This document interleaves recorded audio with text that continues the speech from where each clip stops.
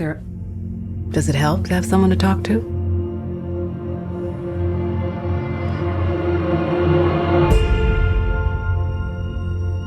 My mother always tells me to smile and put on a happy face.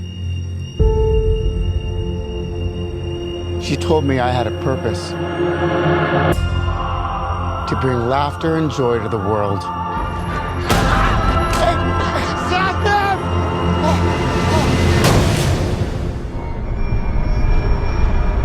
Is it just me? Or is it getting crazier out there? Smile, though your heart is aching. Smile, even though it's breaking. When there are clouds in the sky, you'll get by. What? If you smile to your fear and sorrow, smile, and maybe tomorrow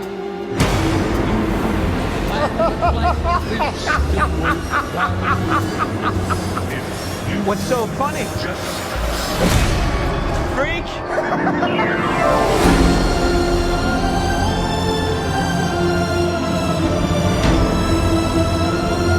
Gotham's lost its way. What kind of coward would do something that cold-blooded? Someone who hides behind a mask.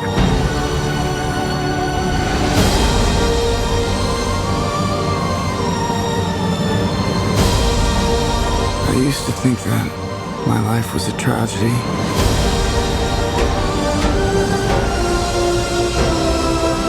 But now I realize it's a comedy.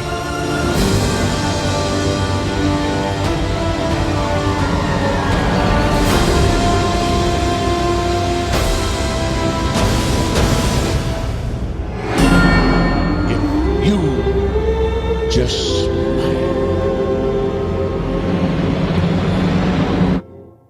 You are listening to Joygasm, a video game and movie podcast. I'm Russ, Xbox Live Toaster 360. He is Steve, Xbox Live Stevavitch. And we are cackling our way into episode 142 today, October 4th, 2019.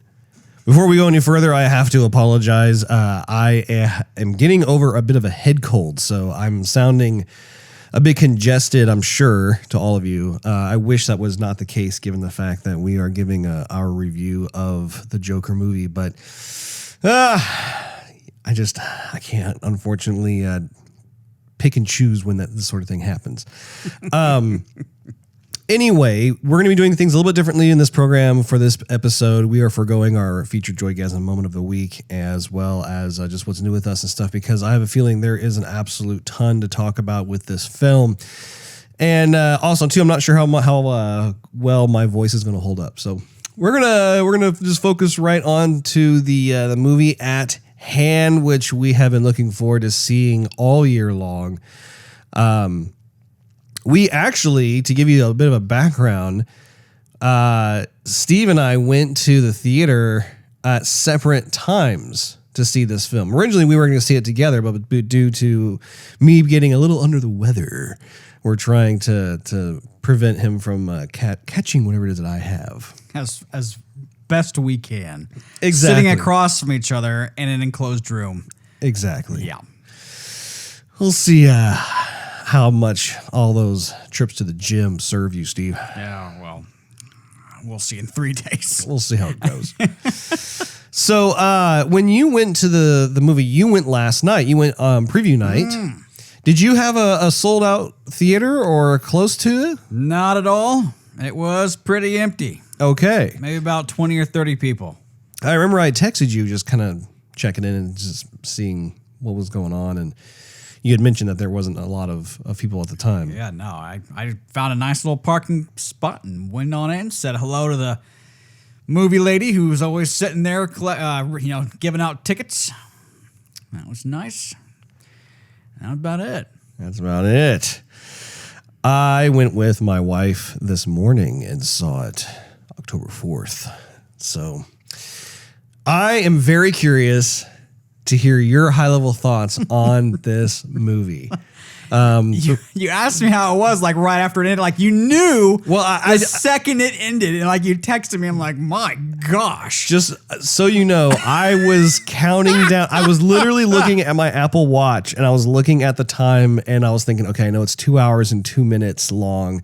I think you'll factor in like 15 minutes or so of trailers and stuff before the film. Yeah. I'm sure it's probably going to end right now because I was dying. I was disappointed because a film like this, I want to be with you to see, just because part of the experience is being able to witness everything together at the same time. So you have to understand, I'm sitting there and I think, well, I saw the movie, and will there be a post-credit scene? Now, I've had my phone on Do Not Disturb, as to not disturb myself or anybody else. I'm being polite. Even though you are, in fact, disturbed, but go ahead. But I'm not trying to disturb anybody else. See? Disturbed versus disturbing. So I pull out my phone and I Google real quick, are there going to be any post-credit scenes? Because I don't want to hang around. I mean, just read the credits with, how you doing? What did you think of the movie? And there wasn't going to be any post-credit scenes, so I got up. But when I pulled out my phone to search, you texted me right then. Hey, how was it? I'm like, good grief. Well, I haven't collected my thoughts. I was like, I didn't want like a full-on review or anything. No. I just needed to know it was good. Like, or maybe not even like good is the right word, but just I needed some kind of feedback. So, and you said you replied with one word. You said rough. Yeah, it was rough. Yeah. So yeah, let's go into our high-level thoughts, and then we'll go into our spoiler portion of the podcast itself. So, what did you think of the movie overall? It was draining. It was well acted, and you hit the nail on the head with the cinematography. I couldn't really tell that from the trailers that we were watching and talking about in earlier episodes, but the cinematography was definitely very good. Joaquin Phoenix was great. But it's just not a uplifting, oh, wow, you got to see this movie kind of thing. I mean, I left the theater. It's introspective. I mean, it's, you walk out, you think a lot about yourself, not really, well, about yourself, but I mean, how you're helping society. Is there more you could do? Sure. But when I got home, I was done. I was so done. Like, maybe I should play games. Nah, I'm going to go to bed. I'm drained. I'm mentally drained. Sure. So, anyway, that's kind of what I thought. I was still thinking about it this morning, and everybody at work wanted to know, what I thought and how the movie was. But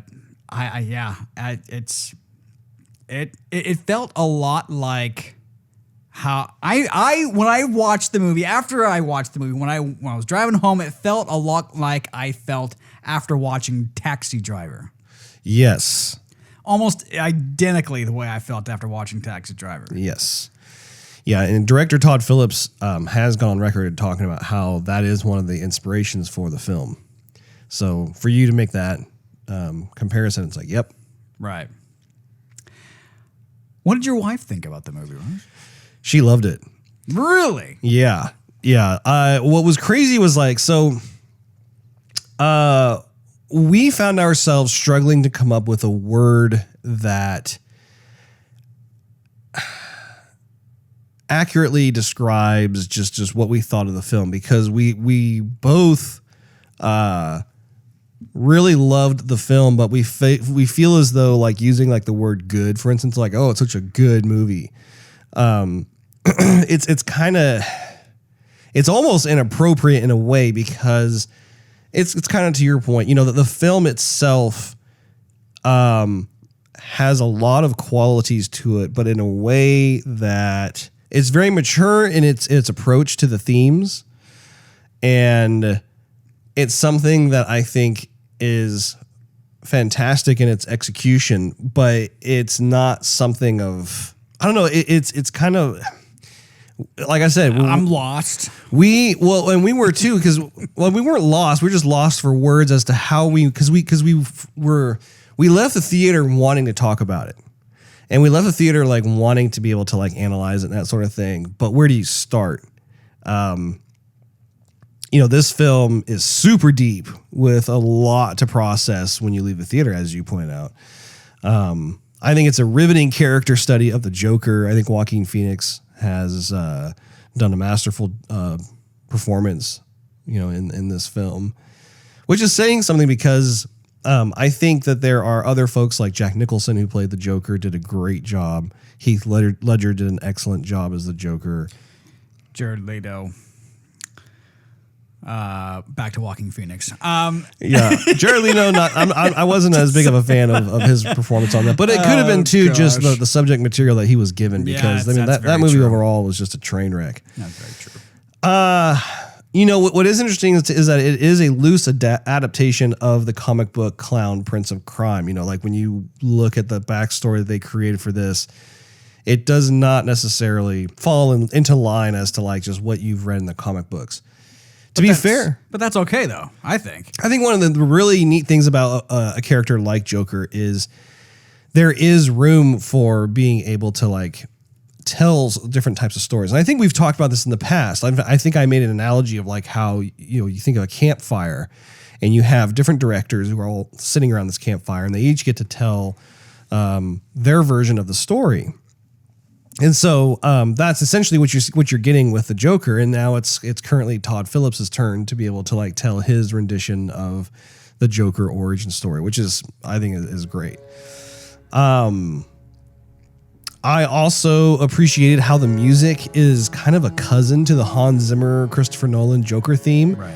I haven't had a chance to see who the composer is. I don't know if it's Hans Zimmer who made a return or if it's somebody else entirely, but I did consciously make that particular distinction when I was listening to music, where I was like, ooh, this is good. This is really cool. Just because, again, this is a character study of how the Joker became the Joker in the first place. So obviously not all of the nuts and bolts are in place yet. I think that movies like this does cause me to pause and wonder about the impact a film like this has on real world folks who struggle with similar issues. And I think that that's been a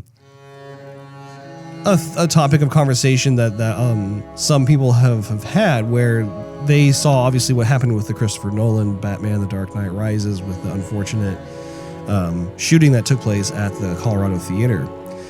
And looking at something like this, especially after seeing this film, it's weird to say this because the film is so well done that it almost becomes potentially a danger unto itself, because I could see a lot of the different components of the film and how real everything is, where it might become a source of inspiration to someone who perhaps is having to contend with similar issues.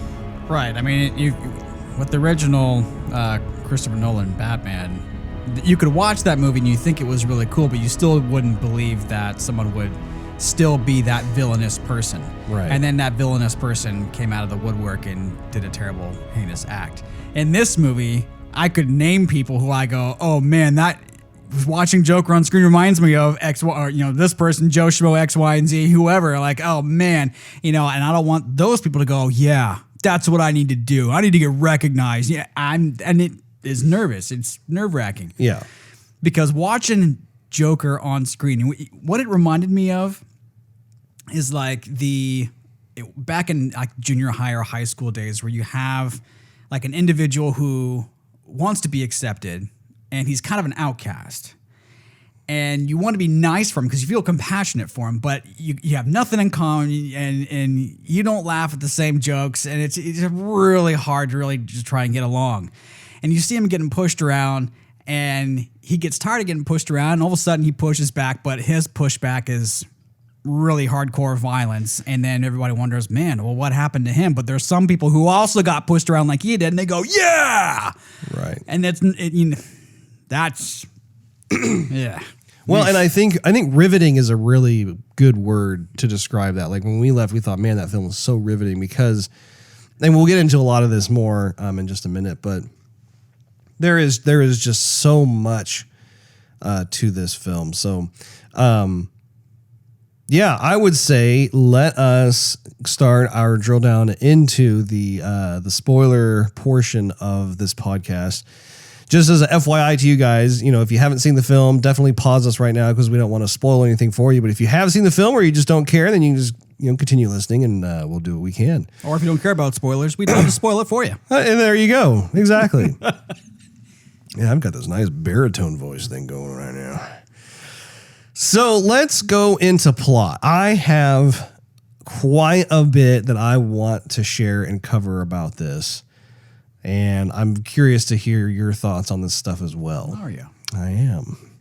So Arthur Fleck is the main character that Joaquin Phoenix plays. He struggles to maintain and improve his fragile place as a functioning member of society.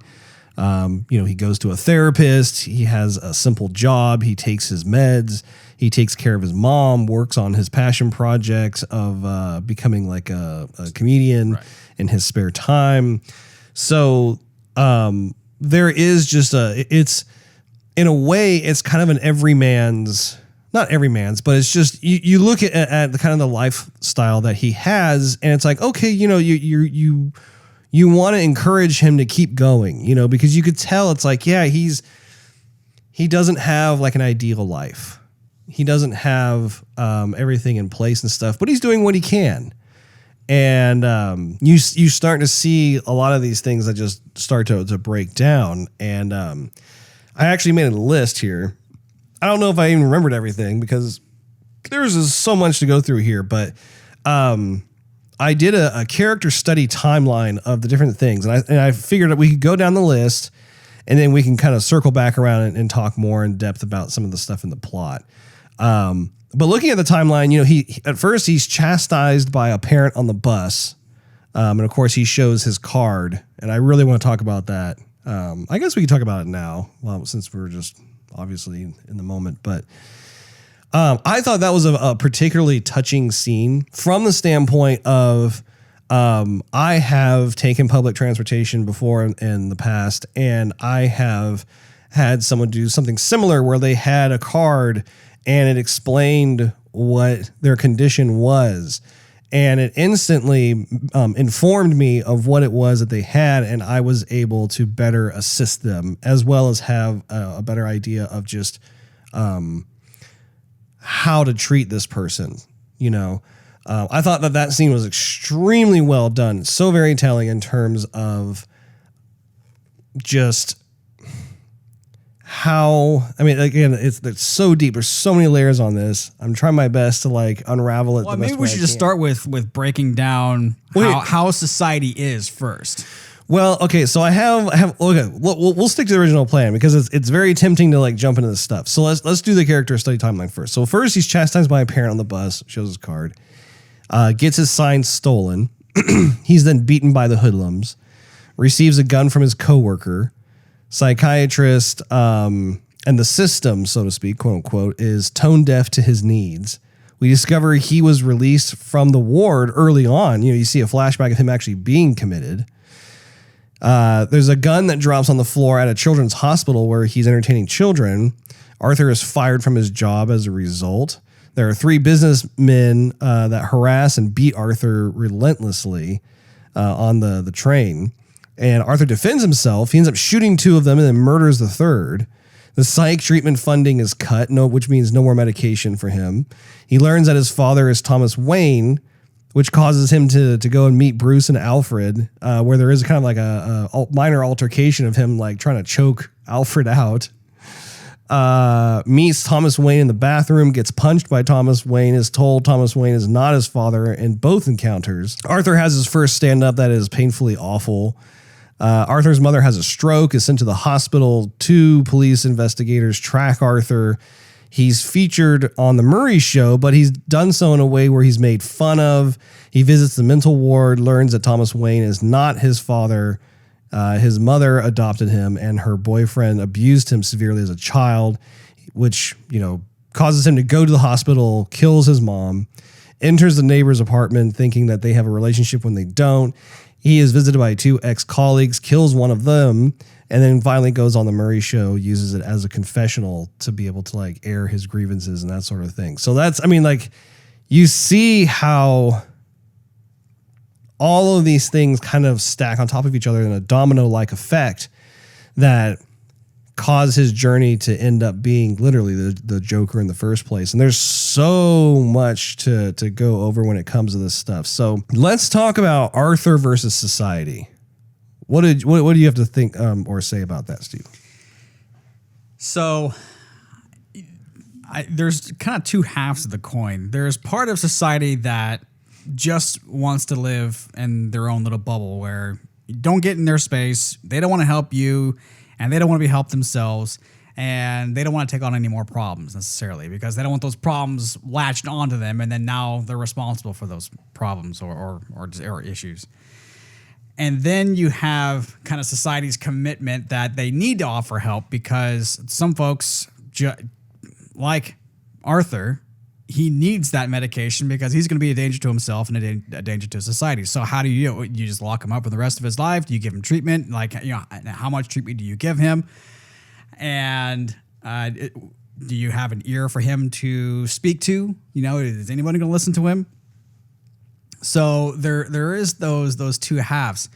And I think partly no one was listening. And actually, partly the responsibility falls on him because he's not talking to enough people or enough people, maybe in a way that is the most expressive, or at least we didn't see that. I mean, he had that scene with the therapist where he says, all I have are bad thoughts. And we never saw any of his bad thoughts except for when he brought out his journal to give to her. And then she's kind of going, oh my goodness, you're borderline suicidal. You're a lunatic.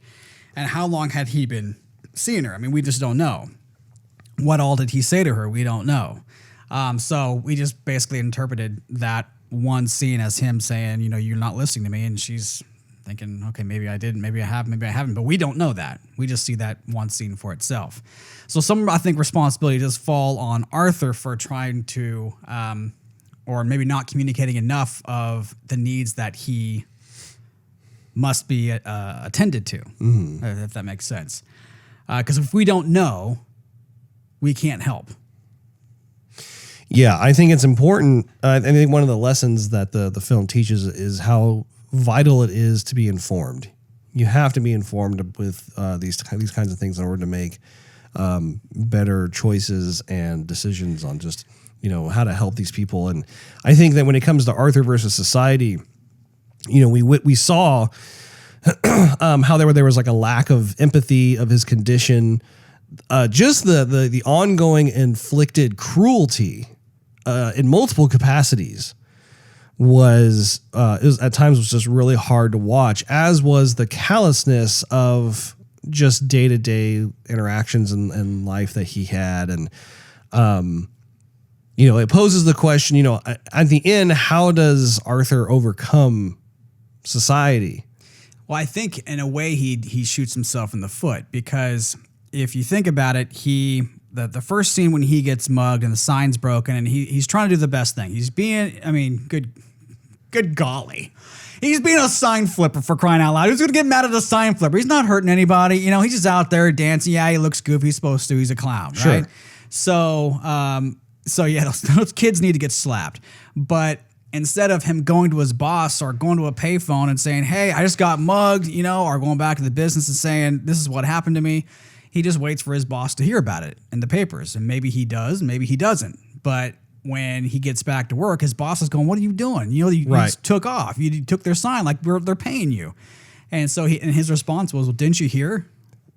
Well, no, I didn't hear every little mugging that happens on the street. I'm sorry. Or if and it was his choice to bring the pistol to a children's hospital. I mean, yes, you want to protect yourself, but that is a poor choice again. Well, and I think when it comes to, I think a lot of the stuff of what you're talking about, we're watching someone who, okay, first of all, we watch him get beaten in like the first 5 minutes of the movie, and it's pretty bad. I mean, like first, someone steals something that doesn't, belong even to him in the first place. It's part of his job. He's trying to be responsible, like you said, and retrieve it. And then he's like, he is beaten pretty badly in that alleyway. And, there's a certain level of detachment that his boss has where the boss clearly doesn't really have very much concern for his employees' safety. And, I think that when it comes to the gun thing where, and we'll get more into this later, but just you watch as how Arthur tries to navigate these channels where, let's be real, if any of us were to get beaten in the back of an alleyway by like 5 people, we're going to be a little more careful is an understatement. But like when we go out in public, we're going to be looking over our shoulders. We're going to be, kind of more fearful for our well-being. That kind of thing really changes one's perspective on how do you maintain your safety. And there are more questions to that as it goes on, but I don't want to digress too much because there's a lot more to talk about. But when it comes to Arthur versus society, I think,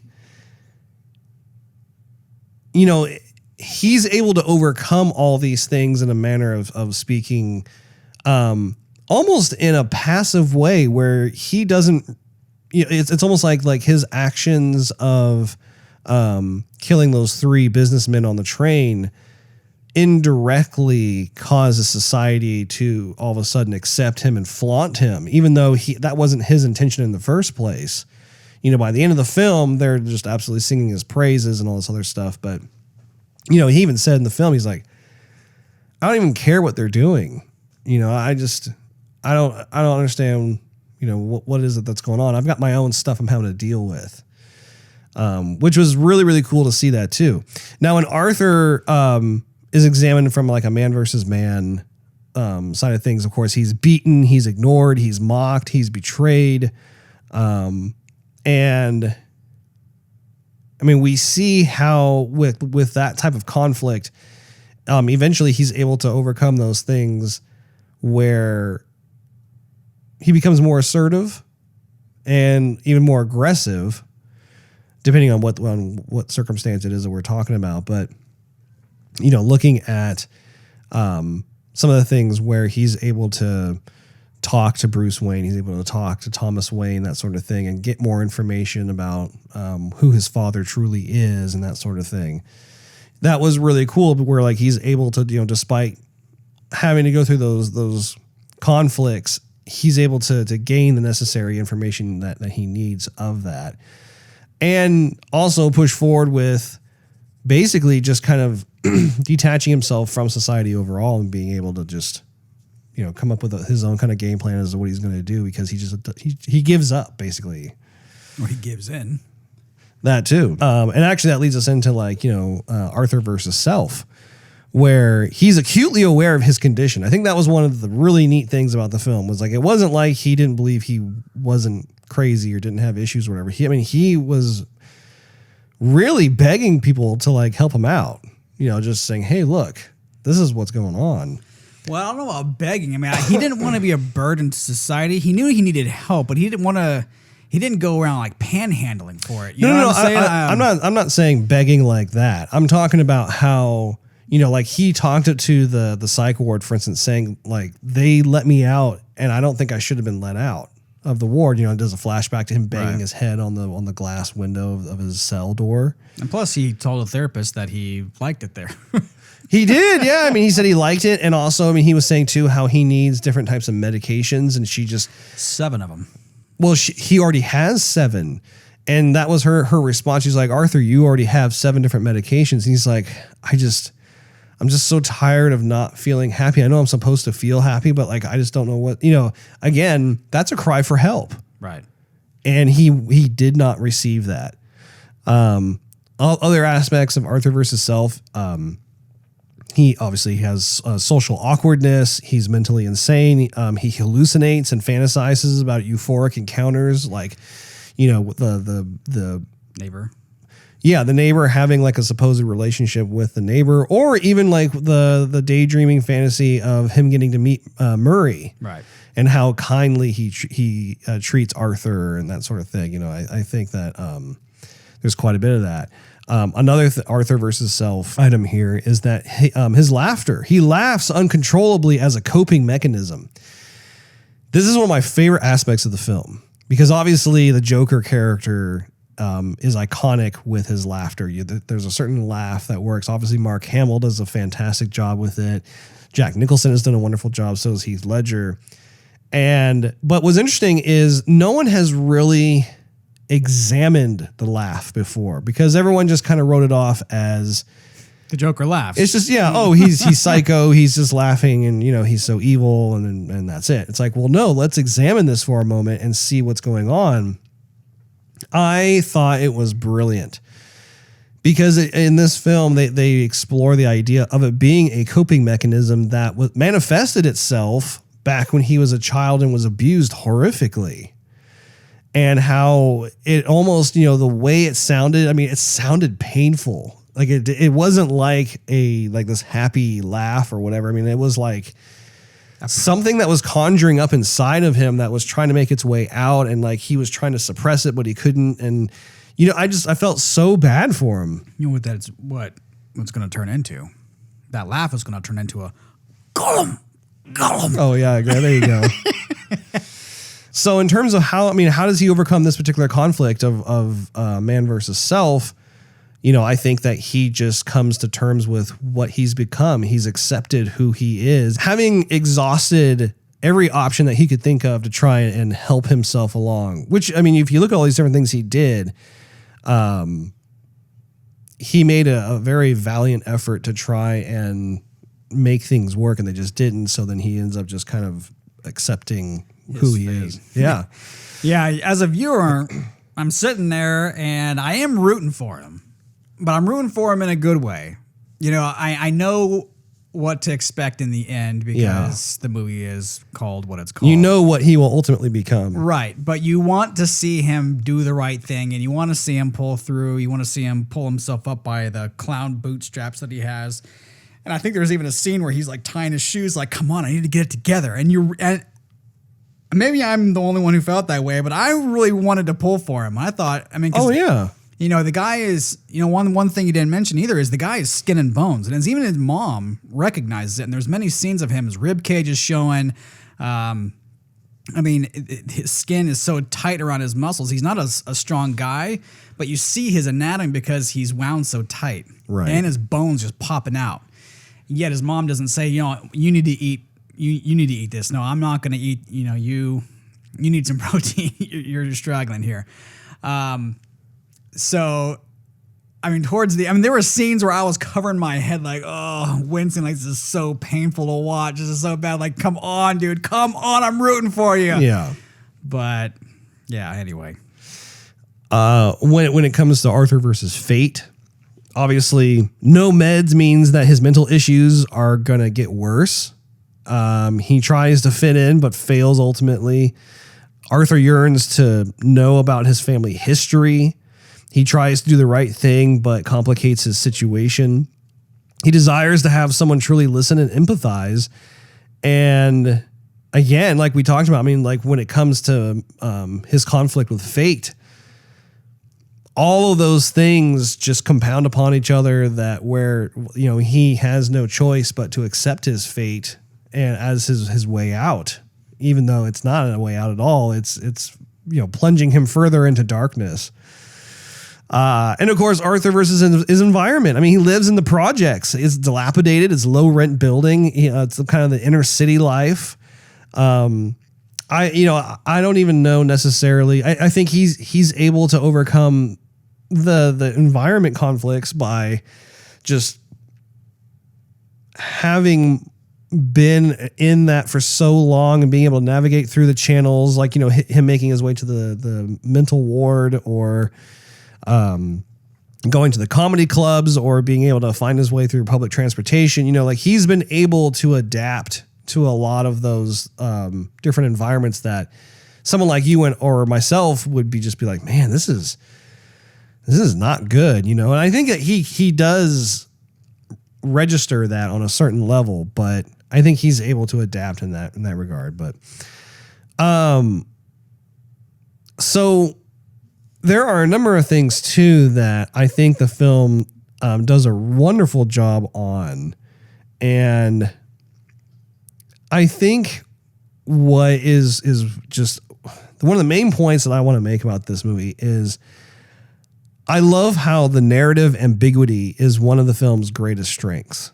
And what I mean by that is that literally in every scene that you see, the film itself does not take a side on anything. That is profound because you can literally have a person who stands on any side of an issue and say, yep, see that? That's what I'm talking about. That's why I feel this way about X, Y, and Z. But then you could have the same thing, same scene be shown to someone who has the opposing view and said, see, that's exactly how I feel about X, Y, and Z. It's amazing to me. Yeah. It is profound to watch a movie like this because it holds this flashlight up and just shines it so brightly on issues that are very relevant in today's world. But it does so in a way that forces people to have uncomfortable conversations and discussions that are intellectually responsible. Because if you go on social media, for example, you see a lot of people just, name calling each other, or they believe certain things and don't believe other things. And if you don't agree with me, well, then blah, blah, blah. This film completely sidesteps that and shows what the situation is. There's three sides to every story, Russ. When it comes, like, for instance, the commentary on mental ill patients, that's a big deal. Mm-hmm. How are they treated in public? Are government systems helpful or tone deaf to patients? Does medication really help? Should there be comprehensive reform to how mental patients are treated? The system is failing its clients in its current state. And so it causes one to have that type of really sober conversation of, asking those hard questions where you watch this thing and, you see how Arthur Fleck is treated in public, and it's a disgrace. It's horrible. At the same time, there is a very conscious need to have some kind of program or system in place. And, as we know, there are certain government programs that are there to assist people with mental illness or disorders or whatever. But are those systems working? And are they working by design? See, that's a huge thing, too, is that you could have the perfect setup that is concepted and everything else. But if the people who fill those positions are not actually really doing their jobs to the best of their ability and are just kind of there to collect a paycheck, that's not helping. Right. I mean, that's why in the movie you watch Arthur Fleck talk about, he's like, all I have are bad thoughts. You don't listen to me. That was such a huge line that he said where, she was just going through the motions. Oh, this is patient number 65301, whatever. There was not a sense of urgency or conviction on her part to want to try and help this person get better. And I think that's I don't know. Those are part of very hard conversations to have. When it comes to the medication, are medications really helpful, or are they just lobotomizing the consumer who's taking the medications in the first place? Like, oh, well, he's not a danger to himself. Well, yeah, but he's a carrot now. Yeah. But the other side is, well, do we just create these programs for people to be dependent on them? True. Because the programs are there to assist people to get back on their feet. You want to empower these people. You want to empower them. You want to see them be successful. You don't want them just going to a therapist every single day of their life and taking drugs every single day of their life, and that's their life. Yeah, and the dependency thing, like you talk about too, is important because, as we saw in the film, for instance, their funding got cut. So he had no more access to the medications he needed, and he was taking 7 different medications that helped him function or semi-function on a daily basis.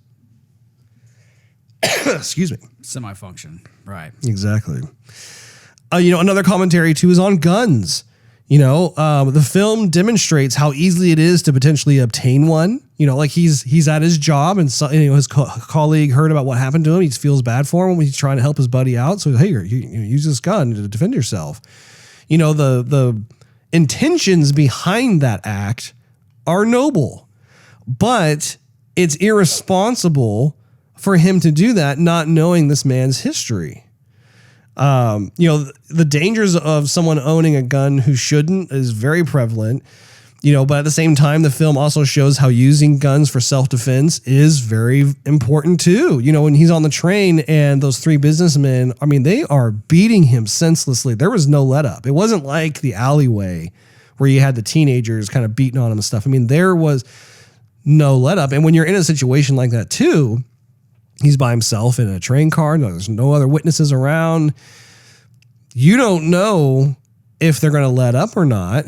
You fear for your life. And I think what I think is interesting about that particular scene too was you saw him defend himself with the first two guys because he shot the two, and then the third one started running away. But then he shot him. He shot him in the leg, the glute, or the hamstring or something, the hammy. But that's when it changed, where he then pursued the third person. And it was no longer defense at that point. At that point, it was murder. There's a huge change in the mindset of that. And, the perception of a gun in public sight, that's another thing too, where a lot of hot button issues that get placed. And I want to make it a point on this program to say, we're not talking to advocate one way or another, but we are simply wanting to focus on a lot of the things that this film brings up through its visual imagery and the situations and events that transpire. I think that, it's just crazy when I think of just the different scenes. Like, the bus scene with the kid. I was talking to my wife about that.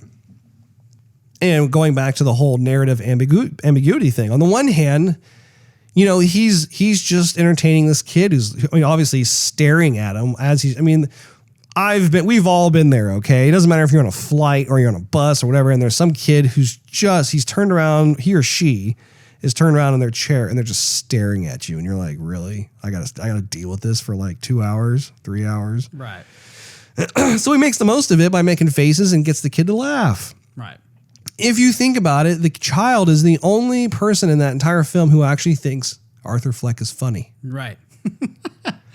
And what's crazy about it is that the child's mother starts to chastise Arthur Fleck for that and say, stop bothering my child. He's like, oh, I'm sorry. I didn't mean to, Yeah. Well, stop having your kids stare at me nonstop. Exactly. Well, and I think, Leslie was talking about how as a mom, especially when you're in kind of more of an inner city environment. And of course, in this film too, you're led to believe how there's just a lot of crime going on. There's a destabilization of just kind of everyday safety and that sort of thing. So you're naturally, as the public, you're a bit more on edge. You want to watch out for your family, that sort of thing. And especially when you're on public transportation, you're a little more guarded. So again, it's like, well, yeah, like would you do it? Would you not say something? Like, how would you go about that? So you can see it from both ways. What were you gonna say? I was thinking of the scene where he sees Bruce outside the front gate. And granted, Arthur had been off his medication for a while, but you can't tell how his mind wanted to be more intrusive. He's looking at Bruce and he reaches through the gate and sticks his fingers in Bruce's mouth and like holds it up, in a way, Trying to get Bruce to smile. Well, yeah, but stretched his face in a sense. What stranger would do that? There are other examples I wanted to share regarding the narrative ambiguity.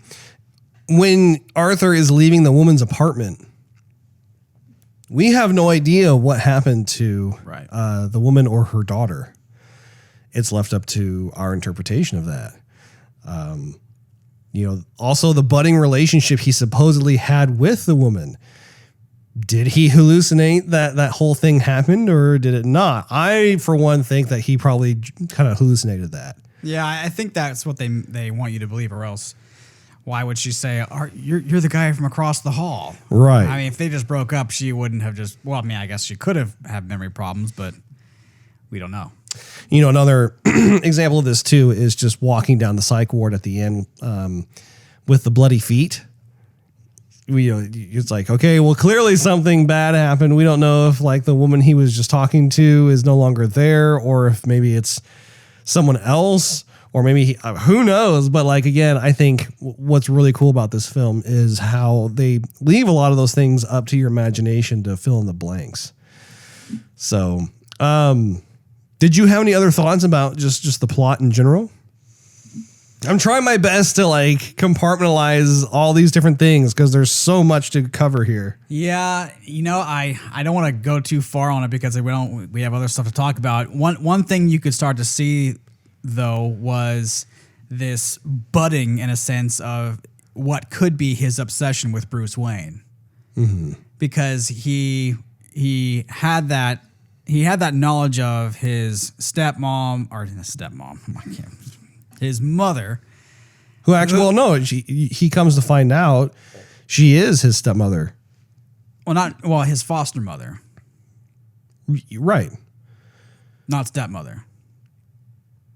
Well, I think that's what a stepmother is, right? Like when you're adopted by someone, that's your stepmom. If you're a parent, if I am your new dad because I married your mom, then I'm your stepfather. But if we are parents, if I have a wife and we adopt you from an orphanage, then we are your foster parents. Okay. But anyhow, so he had been speaking with his foster mom about the work that she had done with Thomas Wayne and how he's such a great man and how if he knew the conditions they were living in, how he would step in to help them out. And then he approaches Thomas Wayne at the opera, I think it was, it was a movie. Yeah, it was like a comedy show. Approaches him in the bathroom and says, kind of gets in his face and he ends up getting hit. But he sees Bruce as, you could be my brother and you have everything and I'm trying to make people happy. You're not even trying to make people happy. Of course, Bruce is quite young in the movie, but he had everything that Joker actually didn't even want, but all Joker really wanted, or Arthur, I should say, is to make people laugh and happy. And he looks at the horrible life that he's had and the kicks that he's taken and the emotional punches that he's also received. And you could see him start to obsess with Bruce Wayne. Mm-hmm. I could see where that whole thing starts. They didn't get into it in the movie, but you can see the seeds being planted. And of course, that whole entire premise was false. That Joker was not related at all. Right. We come to find out that his mother, which I didn't even see that coming at all. Right. Was like his mother was cuckoo, and obviously had some kind of relationship in the past where like maybe she had a restraining order placed against her or something because she just had this thing in her head where like she and Thomas Wayne were lovers and all this other kind of stuff. And for him to go through this roller coaster ride where he discovers this information from her, so then he thinks, oh, Thomas Wayne is my dad, because why would mom lie? And he's trying to do the good thing of going and seeking him out to tell him. Yeah, because he's trying to save his mom and he's trying to save the situation. But then he also comes to find out too, and each of these scenes too are so well done. Like the bathroom scene is intense because again, on one side, you have Arthur he so desperately wants to have his family together. He wants, he yearns for a meaningful relationship with someone. And he begins to pin his hopes on having a father figure and realizes that this guy clearly wants nothing to do with him. But on the other side, can you imagine going into a public restroom, you're just going to the bathroom and there's some dude who's like, it's just you and him in the room. And he's like, obviously taking interest in you and staring at you. And you got a lot to lose. Yeah. You're just like, what's going on? But at the same time too, even when at the end, kind of right before he gets punched, you watch Joaquin Phoenix deliver his lines, and he does so with such conviction of just, he's like, why is everyone so mean to me? Why is everyone so rude to me and just treats me this way? All I'm trying to do is be nice and, bring joy. Like I loved how that was delivered. And then of course, when he's at the ward itself, the psych ward, and he manages to wrestle away the booklet of his mother. That was a great scene too, where the guy who was the clerk, I loved his whole change in demeanor. Yeah, I saw that. And I'm like, oh man. Like, and you could tell with him too, like he was just like, oh my gosh. Like you could like there was so much range of acting emotion with that particular actor, where he was able to just go from, hey, I'm just helping this person out, here's the document stuff, to finding out about, oh my gosh, like, this poor kid has been like brutalized, to then discovering that kid is standing in front of me, to then fearing for his safety too. I mean, like there was just so much that was unsaid. Well, plus, do I let this person actually leave the hospital? Right. Because I could tell something's not right with them. I mean, that clerk was in the thick of it on a daily basis, so he could tell. Yep. He could tell. He wasn't a doctor, but he could tell. Yeah. Yes.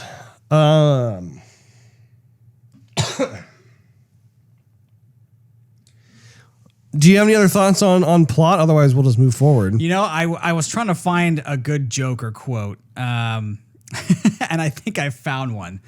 Now I don't know what comic this was from, but I will read it to you. I don't know what issue this was from. You probably know. You could probably tell me. Quote: "All it takes is one bad day to reduce the sanest man to lunacy. This is how far the world is from where I am. One bad day." I recognize the quote, but I couldn't tell you what issue number that was. Now, if you think about if you had a bad day at work, whatnot, and then you just go, well, tomorrow's a new day. I'll be fine. It's a bad day. I'm good. Yeah. But a sequence of hard hits, I mean, day after day after day. And this was just a glimpse that we saw. I mean, this stuff had been building up his entire life. Right. So that quote could be placed almost anywhere in the movie. I think, too, when it comes to his childhood, there's a moment of self-discovery there for him, because it was apparent that he had blocked his childhood in his memory because it was so awful. That was the thing, too, is like, we don't ever know who his true parents are, his biological parents, but we do find out about how, his foster mother was a mental case herself, and she didn't take good care of him. And furthermore, the boyfriend she had was even worse. I mean, just doing these horrible things like chaining him up to a radiator, and he had like this horrible injury to his head, which I think, if I remember correctly, is actually the catalyst for what causes him to have those fits of laughter. Because again, the laughing itself in this film, it was explored to be a coping mechanism. If you notice, when he laughs, most of the laughs that he has are in uncomfortable situations. Do you notice that? I saw it was in an uncomfortable situations, and then it was other situations where he just thought, oh, I need to laugh at this time.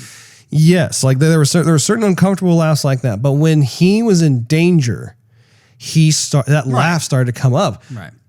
I took really just keen note of that, where I was just like, wait, this is different. This is very different, which also can play into, like, if we were to look beyond this origin story and see, like, as the Joker becomes a Joker and all the cackling and laughing, suddenly it's like, wow, like there is so much more to the laugh than it just being a laugh. Like the subway scene, for instance, with those three guys, he felt bad for the girl. Right. And it was making him uncomfortable. And so he started having the fits of laughter. And then the men came over and started to bully him, and it caused it to go even worse. And the men started to beat him. I mean, it's just the worse it got, the more violent the laughing got too. And it all I could think about was how him being a boy and how this boyfriend of his foster mom's treated him, and how like that was the only way he could like even deal with like all the horrible stuff that went on. I mean, it's there's a lot of palpable stuff in there that just like, wow, like this stuff's deep. So when it comes to cinematography, I know that you mentioned this earlier. I absolutely love the cinematography in this. I could tell from the trailer itself. I was like, man, I'm going to dig the colors in this, and the framing of the shots and stuff is really, really cool. And of course, like what I mentioned earlier too, the soundtrack. Look, do me a favor, look up who did the soundtrack for this movie. Because when it came to some of those types of guitar riffs that we all know and love from Christopher Nolan's Heath Ledger, The Dark Knight movie, that was definitely a really, really cool theme for the Joker. And they kind of do something that's similar in this film, which I appreciated. Also, in some of the other scenes that didn't have that necessarily, there was a lot of great just mood music that was going on that I thought fit really, really well. The film itself takes place in the 1980s. And I think that's one of the things I think is cool too, is that the time period that was chosen, I don't know, it shows a world without iPhones, without internet, how a lot of your day-to-day involvements and activities and interactions, that sort of thing, were done much more in person. And I was really happy to see just how, smoking was so much more prevalent. Not that I advocate for smoking, but just how in the 80s it was just more prevalent. And the hairstyles, the dress, everything I thought was just captured super well. If you can read that, it's Hildur something. I have no idea. Well, that's who composed it. Okay. Oh, well, I say we go into movie trivia, courtesy of IMDb, and then we can provide our final thoughts, unless you have anything else you want to say, Steve. No, go right into it, Russ. All right, I found some fun little nuggets here. Oh, boy. Joaquin Phoenix called perfecting the Joker's laugh the toughest part of playing the character. The movie is meant to start a new company that will produce standalone DC movies. Nice. Joaquin Phoenix based his laugh on videos of people suffering from pathological laughter.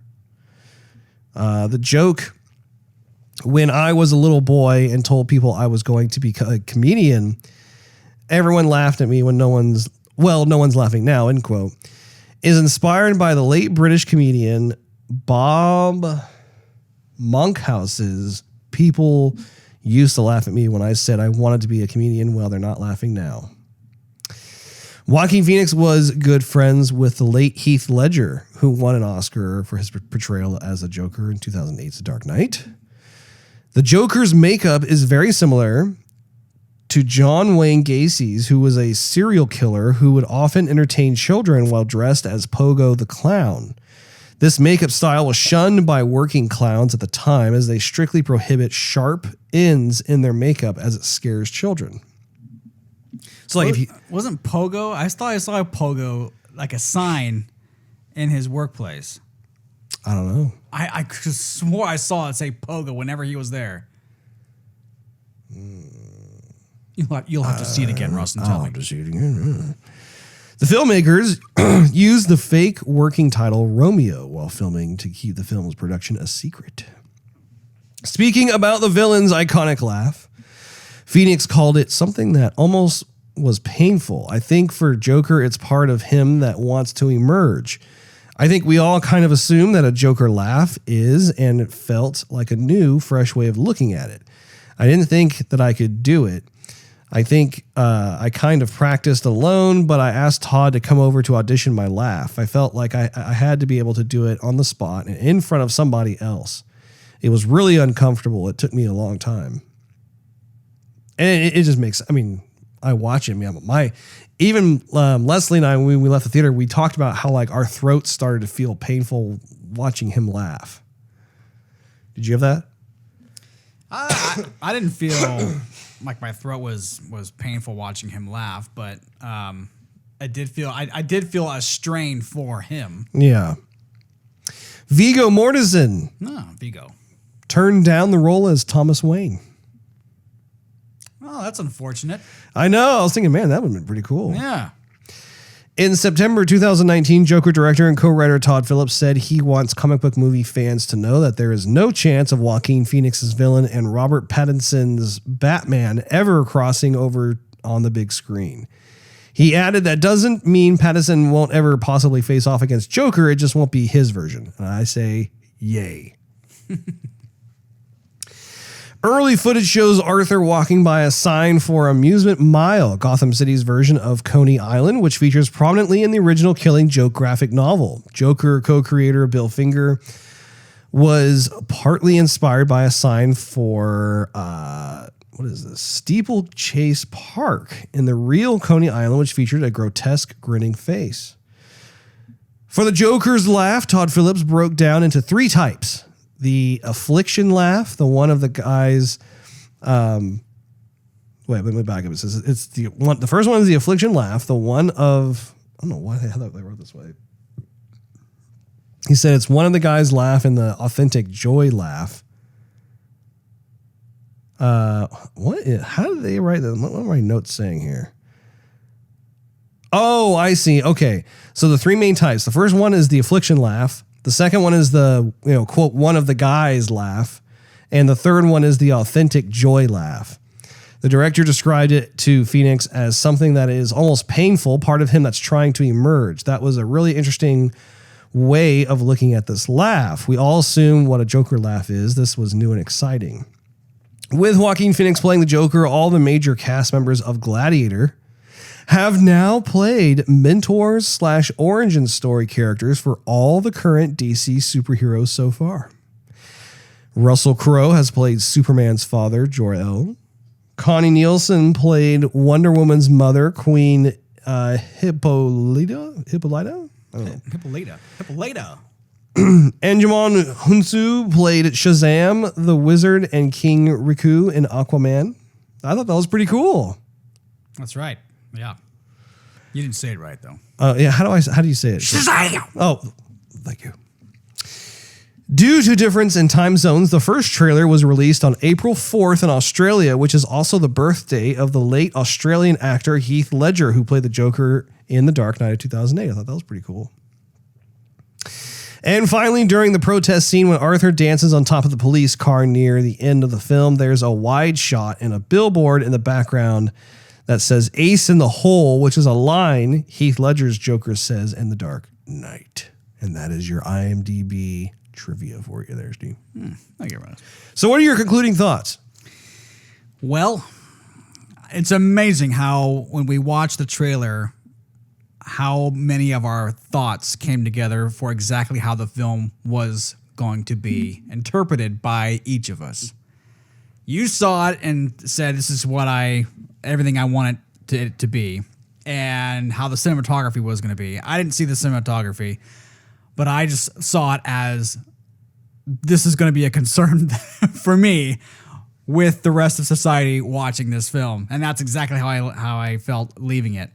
It reminded me of a lot of the prankster YouTubers who go around, they film them, doing random pranks to unsuspecting people and crowds and running away, trying to not get beat up. And people just get enough of it. I mean, it's a reflection on society, and I don't know. It's just worrisome. It's a hard movie to watch. I think it's very, very well done, but no one can just go, hey, watch this movie, unless you're going to be learning about psychiatric,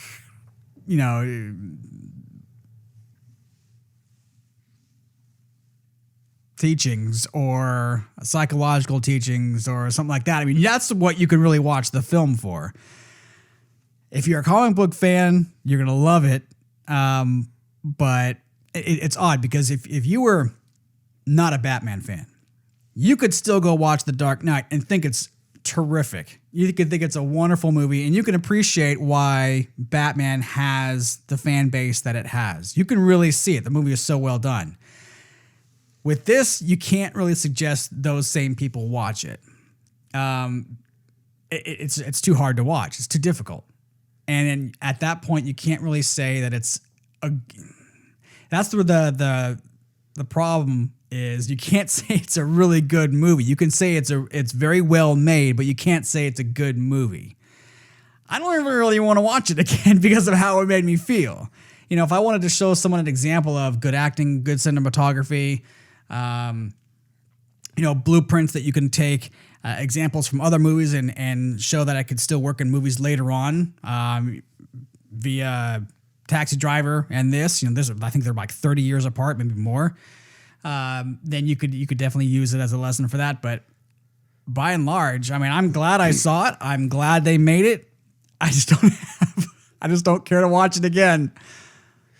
And so what rating would you give it? Excuse me. Man, that's tough. You know, I'd probably say 3.5 stars. Okay. I think that you touched on a lot of things that are similar to my mindset of this film. I think that the film is difficult to watch, but it's a necessary difficulty. I think that there are a lot of uncomfortable topics of conversation that this film addresses and explores. And quite honestly, I think it's a dialogue that needs to be had in the real world regarding these same types of issues. I think that, as I've said in this program, one of the biggest strengths of this film is the narrative ambiguity.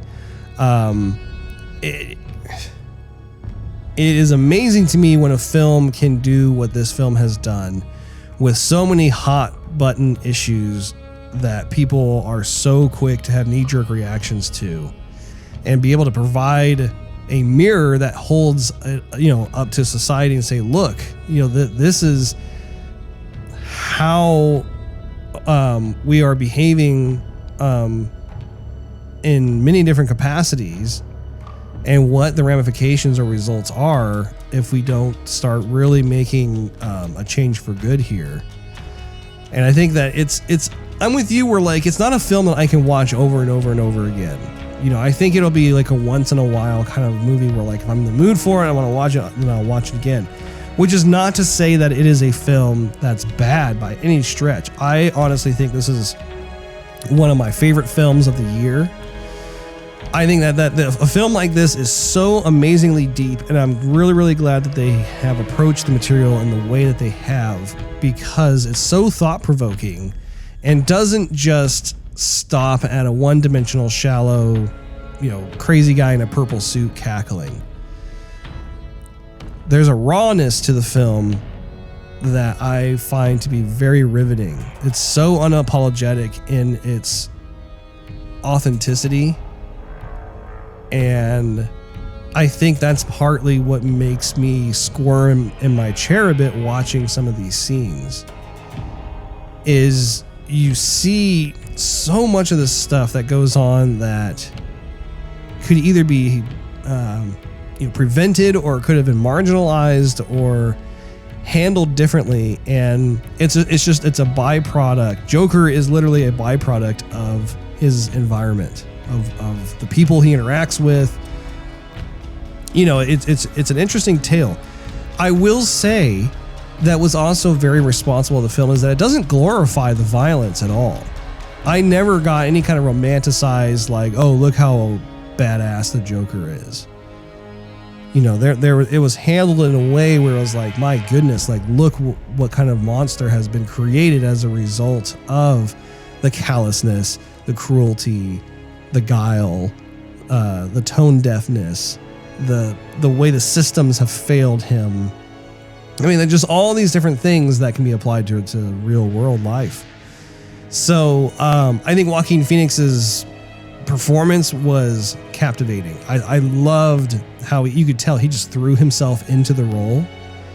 And, obviously he lost. He kind of went like kind of the Christian Bale route of like, man, he like really altered his physical appearance for the role. And, if you think of Christian Bale, like when he played Cheney, he like gained a ton of weight. And when he was playing the Machinist, he lost a ton of weight. And he was Bruce Wayne, he got all beefed up and stuff. So it was cool to see Joaquin Phoenix do the same thing. If I had to say one negative thing about it, it's just that this was certainly a one-off in terms of a character study of the Joker that doesn't actually hold tightly to the roots of the comic book Joker. And I think I found myself kind of missing that part because that is a necessary component to the formula that makes up the character Joker. So, but I'm conflicted with it because it's like, oh, how do you go about it? And I think that's what it goes back to. What is so fun about having different creatives take their turns in their storytelling. You know, being able to watch Jack Nicholson's portrayal of the Joker versus Heath Ledger versus Joaquin Phoenix. And they all come from different backgrounds and different. Absolutely. Different backgrounds, different motivations, different approaches to the subject material. And each one of them is amazing to watch. And I think that that's a really cool thing. So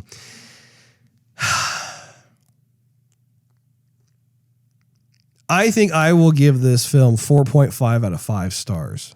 I knew it.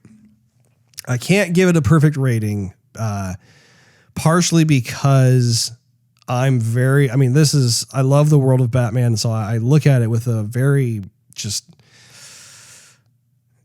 critical eye because I want to make sure that things are done well. And this movie does a lot of stuff really, really well. I'm very, very happy that this film got made. I'm thrilled that I got to see it.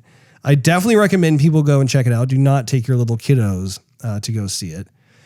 But no, I think that this is definitely a thought-provoking film that, like you said, it demands an introspective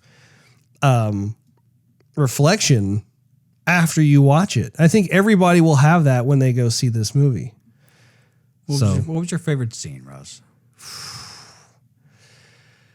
I have no idea. There are so many great scenes. I mean, the scene in the bus, for instance, I love it when he handed her that card and we really got kind of a first-hand exposure to the socially awkward laugh that he can't control. And you see him saying sorry, like he's apologizing when he can and in between the cackle and reading what's going on. You're like, oh my gosh, like that was such a great scene. Or like another scene was when his ex-colleagues come to pay him a visit because they heard about what happened to his mom and stuff, and knowing that he's the one who killed his mom. And that entire scene where like he kills that guy who was his coworker, who basically was like in self-preservation mode, was like trying to like pin it all on Arthur. And that scene was so intense. I mean, I thought it was amazing watching, first of all, like just seeing only the white paint on his face. That was super creepy. And then watching his interactions with the small person who watched Arthur kill this bigger guy, and I felt so much for that guy who was like, I mean, he was in the corner. I mean, he was freaking out. He didn't know what, he felt so helpless. And especially when he goes to the door and he can't reach the lock thing. And I'm thinking, oh my gosh, he's going to kill him too. That was my favorite scene, actually. I think that was actually, I loved how that whole scene played out, because to me, that is the Joker through and through. He is so unpredictable. You don't know what he's going to do. When you think you know, you don't know. Yeah, he didn't feel any remorse. He he just kind of took care of a problem in a sense. Well, and again, like I thought it was very telling how like he doesn't just let the other person go. He like kisses him on the head and he's like, "You're the only person who's ever been kind to me." Because again, people make the mistake of thinking that Joker's just insane and that's it. No, he's totally acutely aware of his surroundings. He has his own twisted sense of justice. That's the crazy thing about the world of Batman. Every villain in the Batman world is literally a kind of like twisted, mirrored version of Batman. Like when Bruce Wayne made a decision to become Batman, it's literally like you could take and replace any of the villains if you were to hold Batman up. Like if Batman were to take a left in the fork in the road of his life versus the right that he took. And you look at someone like Joker, or you look at someone like Two-Face or Penguin, you know, they all represent like a more corrupted version of something if Bruce had not, or had succumbed to his sense of loss and his issues and everything else. So much to love about this movie. And the story. Do you want them to make another version of this movie with a different Batman villain? Yes. I, for one, would love to continue this standalone movie thing as long as they do it the way they did it with this Joker movie. Absolutely. I would love to see a Two-Face, Harvey Dent Two-Face. Penguin. Absolutely. Just Riddler. I just want Mr. Freeze. Mr. Freeze. That's all I want. I just want Mr. Freeze. Well, and we'll have to see how that all pans out. But so happy with this movie. I cannot recommend it enough. Again, it's a very different film. It's not the kind of film that leaves you with a lot of joyful feelings when you leave, but... No joygasms. No. It's a joygasm in a different capacity altogether. It causes one to think, which I think is really, really cool. That wraps up this episode of Joygasm. Make sure you tune in next week. Thanks for hanging out with us. If you enjoyed this episode, we invite you to check out patreon.com/joygasm and consider becoming a monthly contributor. You'll get exclusive perks and early access to the show. Not to mention, it really helps us doing what we love to do. Also, you can follow us on social media and YouTube. Just do a search for Joygasm TV. Last but not least, search Joygasm TV on Twitch to see us stream our gaming adventures live every Wednesday night at 9:30 p.m. Central Time. We will see you next week, and my voice will be back to normal. Bye.